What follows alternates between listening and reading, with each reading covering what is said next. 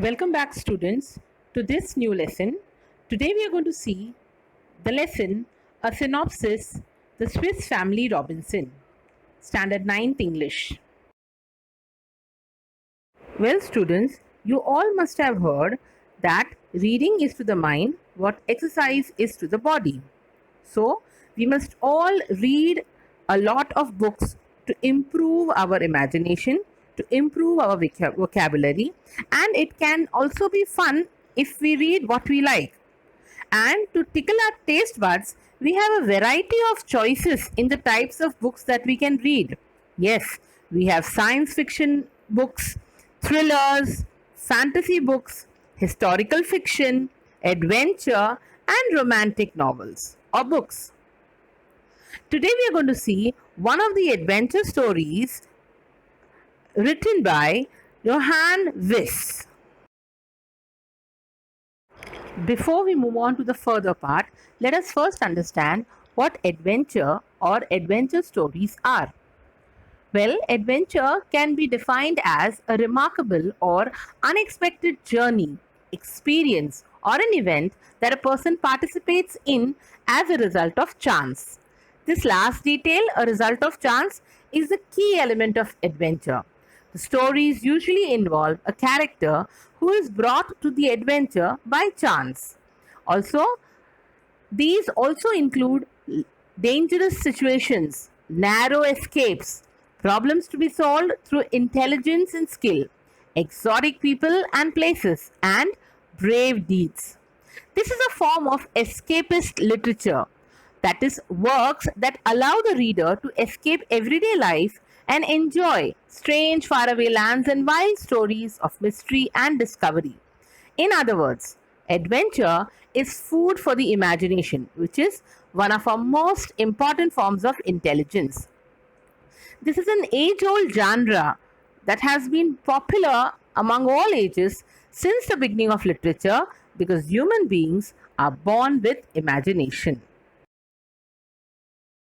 Here we have a list of the famous adventure books which have enthralled the young readers throughout the times.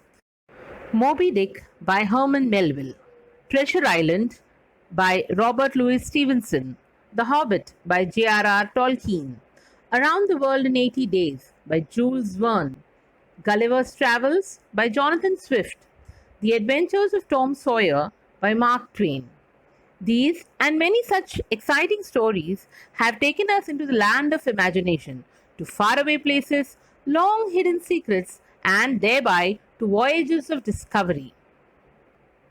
Let us now study a little bit more about the writer Johann David Wyss, who has written the book The Swiss Family Robinson. Johann David Wyss was born in 1743 in Bern, Switzerland. He was a clergyman, a priest by profession, and he had also formerly worked for the military. Wyss spoke 4 languages. He loved nature and was deeply involved in the raising of his 4 boys, reading to them and taking them on hikes and hunting trips. To teach them moral lessons and to entertain them, he read them a story he had written about a family just like theirs. Each boy in the story is based on one of Wyss's 4 sons. This family had been shipwrecked on a tropical island, and the handwritten manuscript was more than 800 pages long. And one of his sons, Johann Emanuel, helped him illustrate it. Years later, another son, Johann Rudolph, by then a professor at the Bern Academy, found his father's manuscript, edited it, and published it in 1812-13 as The Swiss Family Robinson. The first English translation appeared in 1814, and there have since been nearly 200 versions of this novel, as well as 2 films and a television movie. The Swiss Family Robinson, a well known adventure novel, was written by the Swiss clergyman Johann David Wyss. It's not only an adventure, but it also aims at teaching young people values like self reliance, meaning depending on yourself, determination, love for your family, cooperation, and prudent use of resources. Prudent meaning wise use of resources so that the resources will last for a longer time. It also has good lessons relevant in natural sciences, good husbandry, and even mathematics. Good husbandry means taking care of livestock, taking care of crops. However, some elements of the novel do stretch reality to a certain extent, meaning they say some things which may not be completely honest in order to make it interesting. Given below, so now we are going to start with the basic outline of the story. The main characters of the story are William, Elizabeth, his wife, and their four sons, Fritz, Ernest, Jack, and Franz. They had been traveling in a ship to settle down in a new place when the ship was suddenly caught in a great storm. The other passengers evacuated without them, that is, left them in the ship to save themselves, and this family had to stay alone in the ship, in the whole big ship. They somehow survived the night, and the family found themselves the next morning within sight of a tropical desert island. That is a small island which has been deserted, left, nobody is there, uninhabited.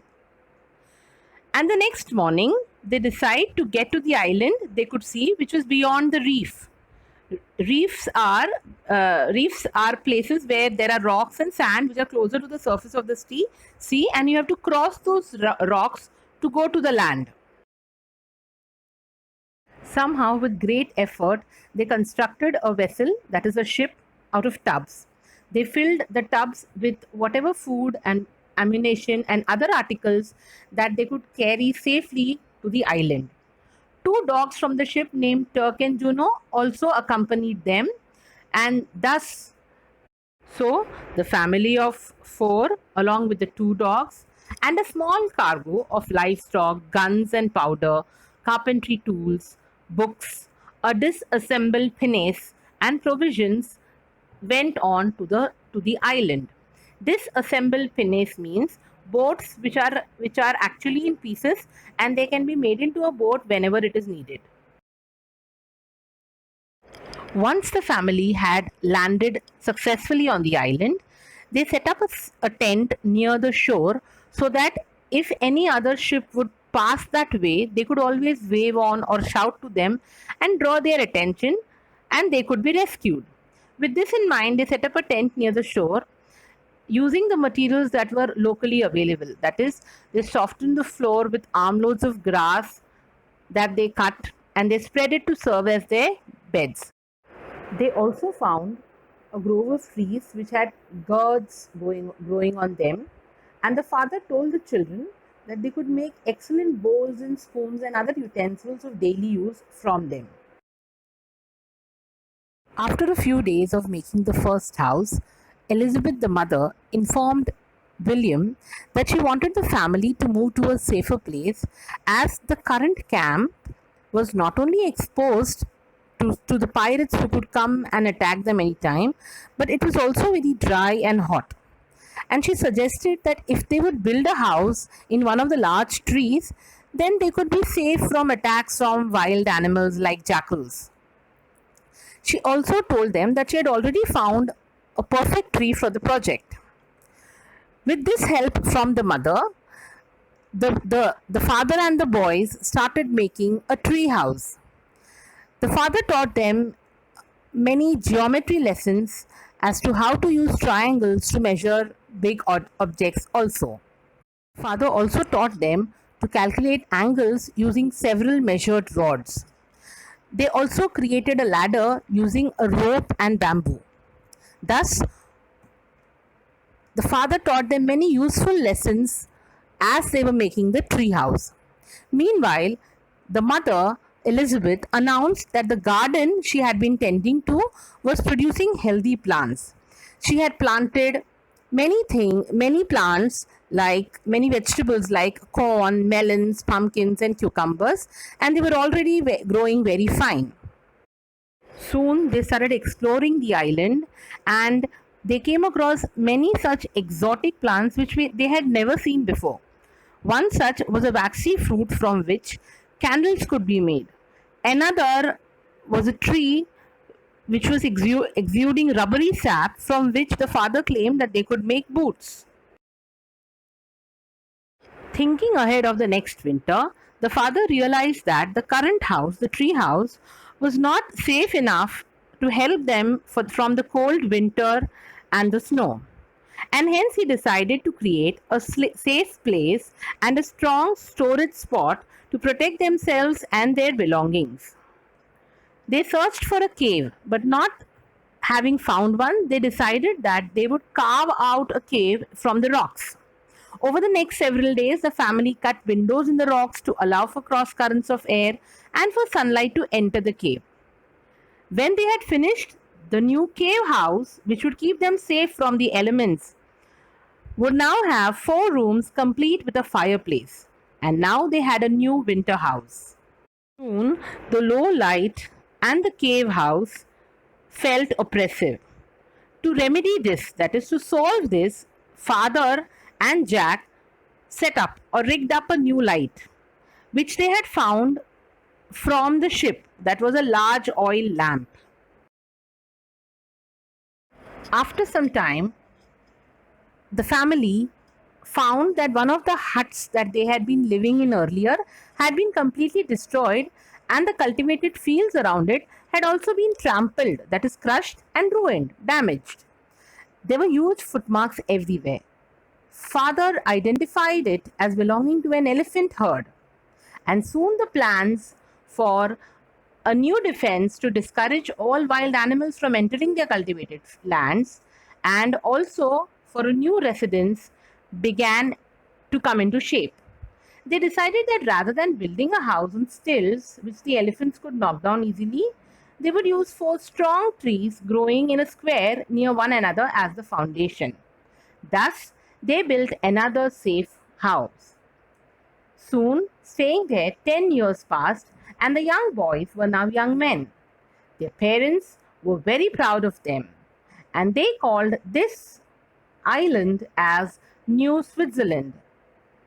Many adventures occurred over the years. On one such small adventure, Fritz, the eldest son, had gone to a neighboring island, and there he came across a large bird, an albatross, which was threatening to attack him. Surprisingly, the large bird had a rag tied to its leg. On retrieving the rag, Fritz learned that it was a message from an Englishwoman who had been stranded or left alone on a smoking rock. Fritz had no idea how old the message was.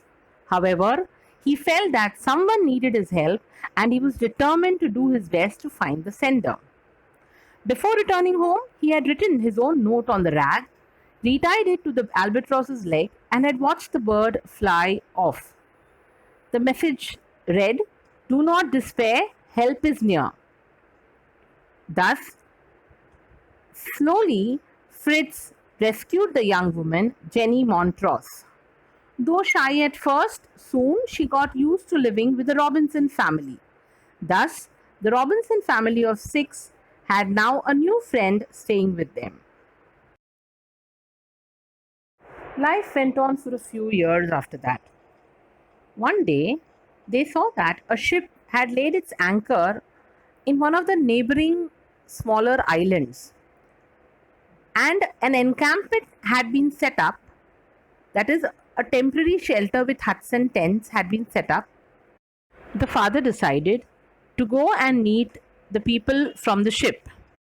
So the father and the eldest son, Fritz, cleaned themselves up and went and met the captain. To everyone's surprise, they realized that it had been Jenny's father who had inspired the captain to go and search for his daughter. The father had believed that the daughter would still be alive after 3 years, and so the captain had decided to come and find her. And so, with a burst of celebration, the family, passengers, and the crew of the British vessel headed towards New Switzerland.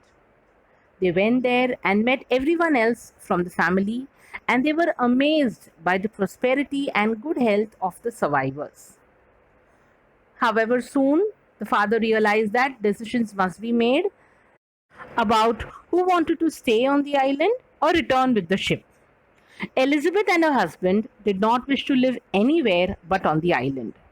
They had been there for so long and had grown used to their life, hence, they decided that they would not go anywhere else.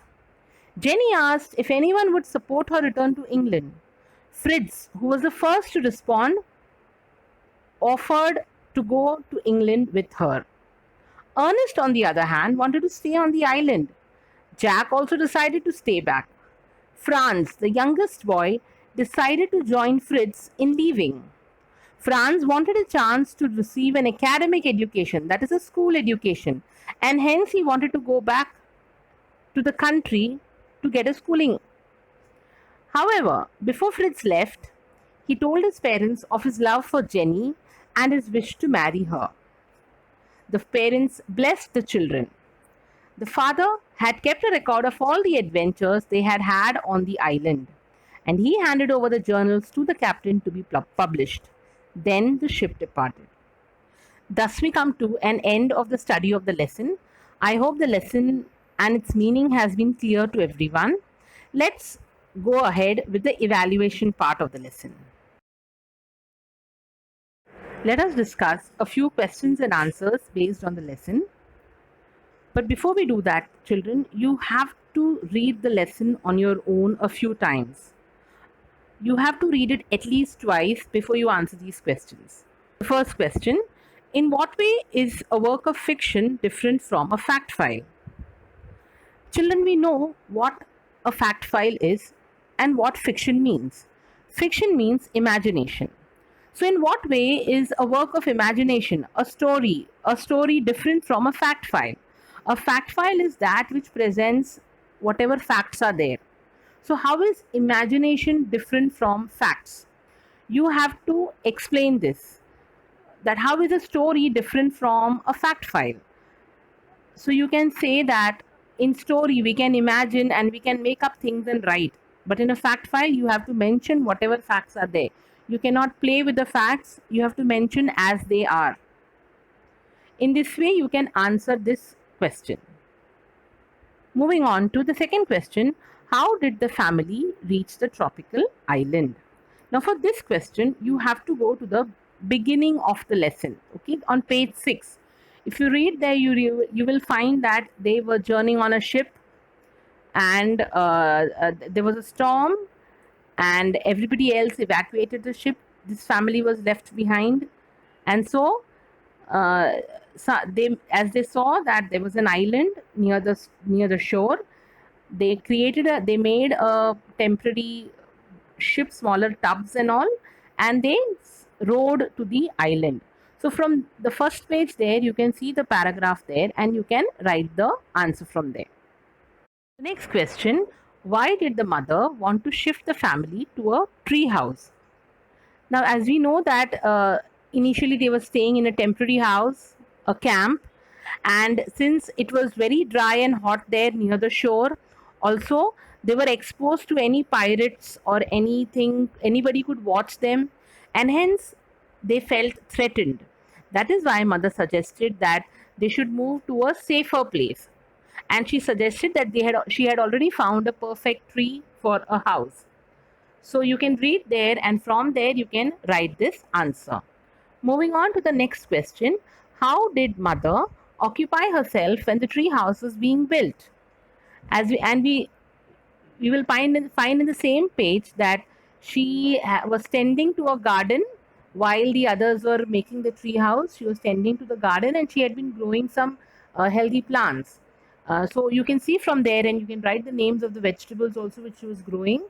That's your fourth answer. Next question: what was the third place the family decided to reside in? Why did they wish to shift there?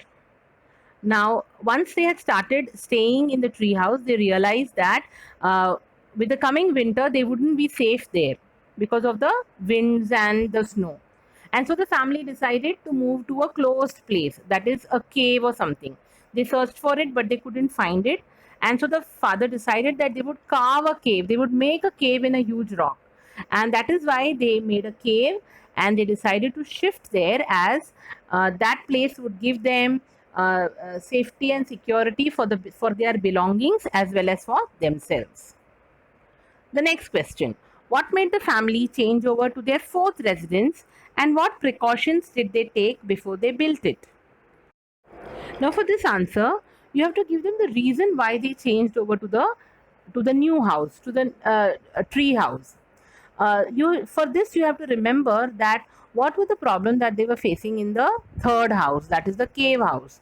The lighting was low, and they were feeling oppressive, and so with this change in the season, they realized that they now have to move on to a different place, a new place. But when they went around walking to one of their older houses, they found that a herd of elephants had destroyed them. And so now they realize that they have to make a house which should be very strong, and which could be maybe above the level of the elephants also, in a strong place. And on searching for it, they found four trees which would form perfect support for the new residents, and that is why the family moved over to the fourth residence. The next question: do the changes in the family's residence remind you of the history of man's evolution?